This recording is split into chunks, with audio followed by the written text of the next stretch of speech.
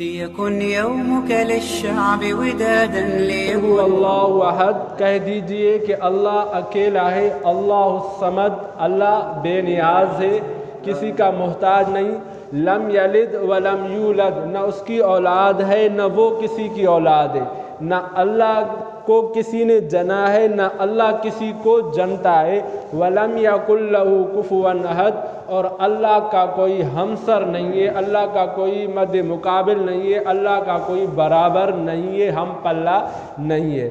So move to meanings of these words. احد کی معنی ہوتی ہے اکیلا، تنہا۔ یہاں پر آپ نے بیسک دو لفظوں میں فرق کرنا ہوتا ہے۔ عربک لینگویج کے اندر دو ورڈز استعمال ہوتے ہیں، ایک ہوتا ہے واحد اور دوسرا ہوتا ہے احد۔ واحد تو simple of you can say one, واحد مینس ون، لیکن احد مینس یونیک۔ احد مینس یونیک۔ احد کہتے ہیں کہ یعنی جو تنہا ہو، جو اکیلا، اس جیسا کوئی ہے ہی نہیں، لائک اے سن، اے مون۔ اب دنیا پوری زمین سے لے کے آسمان، آسمان سے لے کے آپ پوری دنیا میں گھومو، آپ کو اور سن نہیں ملے گا۔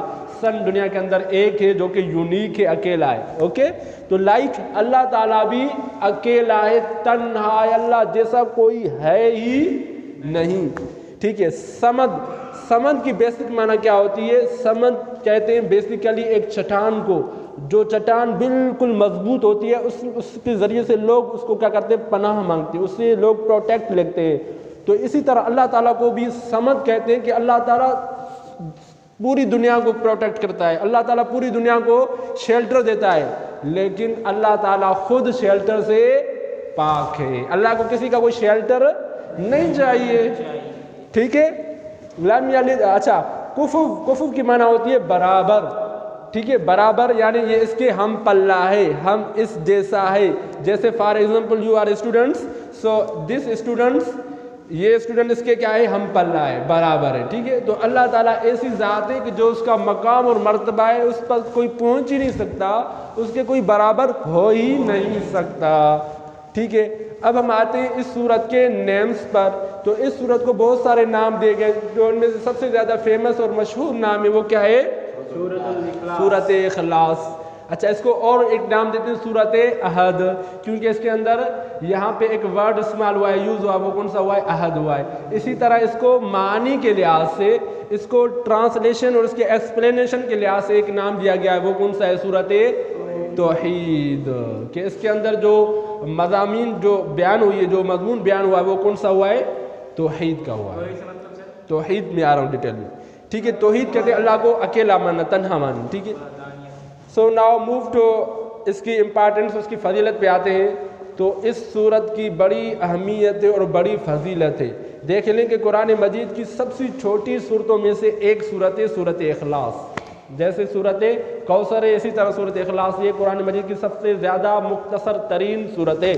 لیکن جب ہم اس کی معانی میں جاتے ہیں، ان کے مضمون میں جاتے ہیں، تو اس کا مضمون اور اس کی معانی کی جو گہرائی ہے وہ بے انتہا۔ اس کی جو اندر جو اللہ تعالیٰ نے وہ اس مضمون کو جو اللہ تعالیٰ نے بیان کیا ہے، وہ بالکل کیا ہے؟ دنیا کا سب سے بڑا اہم مضمون ہے۔ یہ پوری دنیا کا کیا ہے؟ گویا کہ بیس ہے۔ اگر یہ مضمون ہے تو پوری دنیا ہے، نہیں تو پوری دنیا کا کوئی وجود نہیں رکھتا۔ آپ نے سنا ہے نا، جب تک زمین پر اللہ اللہ کا نام لینے والے لوگ ہوں گے تو اللہ قیامت قائم نہیں کریں گے۔ جب زمین کی روح، اسپرٹ اور سول جب نکل جائے گی زمین سے، وہ کیا ہے؟ اللہ کا نام ہے، وہ نکل جائے گا تو دنیا ختم ہو جائے گی، تہس نہس ہو جائے گی۔ تو اس کے اندر اللہ تعالیٰ نے اپنی توحید کو بیان کیا ہے۔ اور اسی طرح جب ہم قرآن کو اسٹڈی کرتے ہیں تو قرآن مجید میں اللہ تعالیٰ نے بہت ساری چیزوں کو بیان فرمایا ہے۔ تو ان میں سے جو مین چیزیں ہیں وہ کیا ہیں؟ تین چیزیں ہیں۔ سب سے پہلے اللہ کی وحدانیت، اللہ کی توحید، یکجائیت۔ نمبر 2 رسالت، دا سیکنڈ فیتھ آف ایمان، ایمان کا جو دوسرا فیتھ ہوتا ہے وہ کیا ہوتا ہے؟ رسالت ہوتا ہے، عقیدہ۔ اچھا، تیسری بات جو اللہ تعالیٰ نے قرآن مجید میں ہائی لائٹ کی ہے سب سے زیادہ، وہ کیا ہے؟ آخرت۔ جا بجا اللہ تعالیٰ نے آخرت کو بیان کیا ہے، لوگوں کو اس طرف متوجہ کیا ہے کہ ایک دن آئے گا، یہ سارے کے سارے زمینیں ختم، آسمان ختم، سورج چاند ستارے سب کے سب ختم ہو جائیں گے، سمندر دریا وہ کیا ہو جائیں گے؟ بے لگام ہو جائیں گے، زمین کیا ہو جائے گی؟ کھچکولے کھولنا شروع ہو جائے گی، زلزلہ آ جائے گا، کپ کپی طاری ہو جائے گی، آپ دیکھو گے لوگوں کو بھاگتے ہوئے، جیسے نہ ہوتا ہے وہ پتنگوں کی طرح وہ بھاگتے ہوئے نظر آئیں گے آپ کو، پہاڑ جیسے نہ ہوتی ہے کچرا ہوتا ہے، روئی ہوتی ہے اس کی طرح اڑتے ہوئے نظر آئیں گے۔ یہ سارے کے سارے مضامین اللہ تعالیٰ نے بیان فرمائے ہیں کہ آخرت کو ہائی لائٹ کرنے کے لیے، آخرت کو بیان کرنے کے لیے کہ آخرت کا دن آئے گا، سب چیز فنا ہو جائے گی، کل من علیہا فان۔ اوکے، سو قرآن مجید کے کتنے مضمون ہو گئے بیسک؟ تین، ان میں سے فرسٹ ون کیا ہے؟ توحید۔ کیا ہے بیٹا؟ توحید۔ تو اللہ تعالیٰ نے اپنی توحید کو سورۃ اخلاص میں بیان کیا ہے، تو اس لیے ہم کہتے ہیں کہ دس سورہ از دی 1/3 آف دی قرآن، کہ یہ سورت کیا ہے قرآن مجید کی 1/3 کے برابر ہے۔ اس لیے آپ علیہ الصلوۃ والسلام کا فرمان ہے نا کہ اگر کوئی شخص سورۃ اخلاص کو 3 دفعہ پڑھ لیتا ہے، ریڈ کرتا ہے، تو اس کو اللہ تعالیٰ پورے قرآن کا ثواب دیتے ہیں اعزازی ریوارڈ کے طور پر، کیونکہ اس نے قرآن مجید کو پورا تو نہیں پڑھا لیکن معانی کے لحاظ سے 3 حصوں کو انہوں نے کمپلیٹ کر دیا۔ تو قرآن بھی کیا ہے؟ معانی کے لحاظ سے 3 پارٹس میں ڈیوائڈ ہے۔ نہیں آئی بات سمجھ میں آپ کو؟ ٹھیک ہے، تو اس لیے ہم کہتے ہیں کہ سورۃ اخلاص پورے قرآن کا کیا ہے؟ 1/3 آف دی ہولی قرآن، پورے قرآن کا 1/4 حصہ ہے۔